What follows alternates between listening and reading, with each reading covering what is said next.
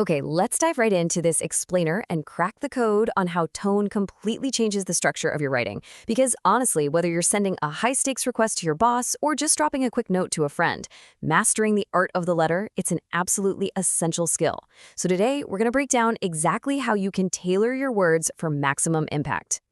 Now, you know this exact feeling of panic, right? Just staring at a blank screen, tasked with writing a 150-word message in, 20 minutes? And having absolutely zero idea where to start? It's like a total sensory overload. The clock is ticking, that blank page is staring you down, and the pressure is definitely on. But what if I told you that overcoming this paralysis actually comes down to answering just one simple question? And this brings us to the absolutely crucial point, the very first question you have got to ask yourself before typing a single word. Is this communication formal or informal?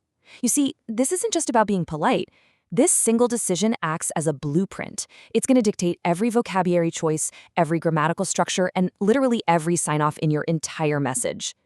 So, to solve that blank page panic, let's quickly run through our agenda for today. First, we'll look at identifying formal or informal. Then, we'll build out a formal writing toolkit and see it in action with some formal case studies. After that, we'll flip over to the informal writing toolkit, check out some informal case studies, and finally, wrap it all up with a summary of golden rules.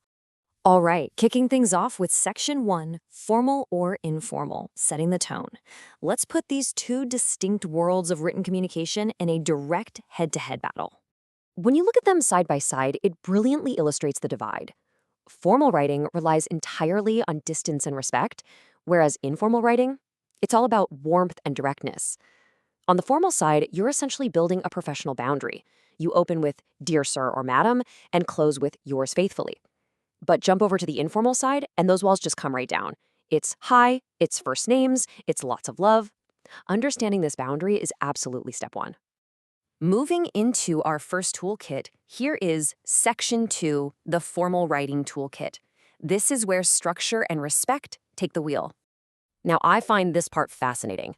Formal writing requires absolute precision. Basically, there are no shortcuts here. You have to use full words, meaning you write "I cannot" instead of "I can't," and "I am" instead of "I'm." Absolutely no contractions allowed.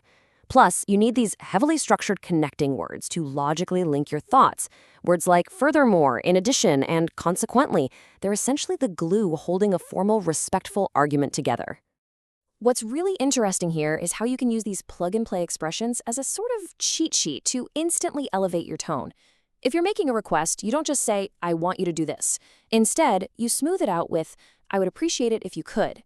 Complaining? You definitely don't say, "I hate this." You say, "I'm writing to express my dissatisfaction with," or "I regret to inform you that." These phrases instantly wrap whatever you're saying in a layer of unquestionable professionalism. Let's see this in action. Jumping into Section 3, Formal Case Studies, let's take a look at a writer named Alex and his letters. Okay, here's the scenario. In his first prompt, Alex has to write to his manager. So this is someone he knows, but it's still very much a professional environment. He has to hit 3 specific targets: recommend an interpreter for a meeting, explain why she's qualified, and provide her contact info. Notice how Alex completely nails those first 2 steps. He uses full words and highly formal phrasing like, "I would like to recommend Francesca for this role." He doesn't just casually say, "Hey, you should hire Francesca, she's great." He formally justifies it, since she is bilingual and possesses excellent communication skills. It's perfectly rigid and respectful. Right, now let's crank up the difficulty for Alex's second challenge. This time he has to complain to a school director about poor teaching quality. The catch? The director is someone Alex does not know personally. He still needs to explain his school choice, describe the problems, and suggest improvements. And here Alex masterfully pulls from our expression cheat sheet. Instead of firing off an angry, emotional rant, which is so easy to do, he opens with, "I am writing to express my dissatisfaction with the questionable quality of teaching. It's just brilliant." He strikes a tone that's incredibly firm, making his complaint abundantly clear, but he remains completely professional and emotionally detached. And that brings us to a golden rule of formal sign-offs, one that trips up so many people. For his first letter, since he was writing to a manager he knew by name, Alex signed off with "Yours sincerely." But for the second letter, writing to an anonymous school director, he used "Yours faithfully." So remember this rule of thumb. If you know their name, be sincere. If you don't know them, be faithful. Okay, let's shift gears completely. Section 4, the informal writing toolkit. This is where things get breezy and direct. In this world, the rules are totally flipped upside down. We actually want to see your personality. You're actively encouraged to use contractions like I can't and I'm. You should absolutely sprinkle in colorful everyday idioms. Tell someone you're over the moon or that something costs an arm and a leg. Keep your language highly direct and trade in those stiff connectors for casual conversational bridges like also, but, and anyway to keep the whole thing flowing naturally. Just compare this cheat sheet to the formal one we looked at earlier. I mean, it's literally night and day.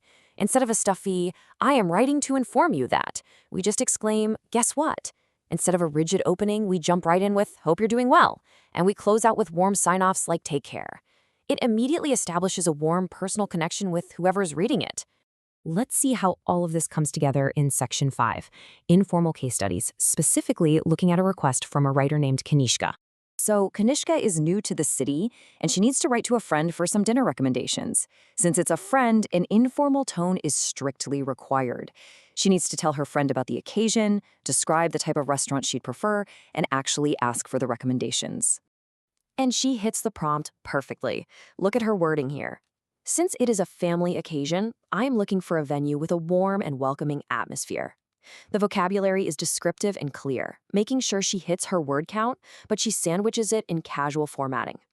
By opening with Dear Frederick and closing with Best Regards, she keeps the relationship appropriately friendly and relaxed, making sure it doesn't sound like a stiff corporate memo.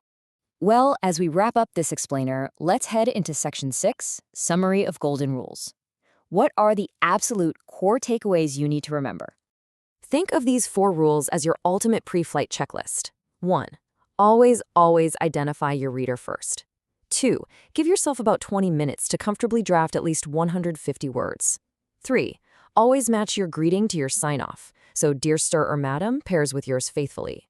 And 4. Formal means full words. Informal means bring on the contractions. If you follow these, your message won't just be grammatically correct, it'll be socially calibrated to your exact audience. Because the truth is, once you know exactly who is reading your words, you already know exactly which rules to break and which rules to follow. That blank page really isn't so terrifying once you have the right toolkit. So I'll leave you with this final thought to ponder. Next time you sit down, crack open your laptop and face that blinking cursor. Before you even type a single letter, ask yourself, who are you writing to?